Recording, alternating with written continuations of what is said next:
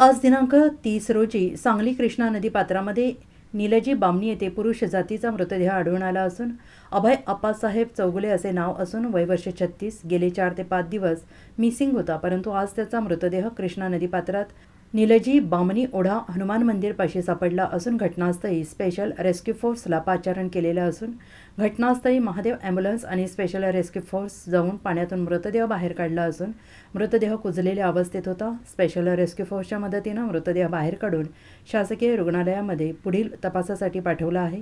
मिरज ग्रामीण police station पुढील तपास करत आहे। स्पेशल रेस्क्यू फोर्स आपत्कालीन पथक सांगली, कैलास वडर, अमीर नदाफ, सचिन माळी, शिवराज टाकळी, महेश गव्हाणे इत्यादी आणि ग्रामीण पोलीस स्टेशनचे अधिकारी कर्मचारी, महादेव ॲम्ब्युलन्स उपस्थित होते।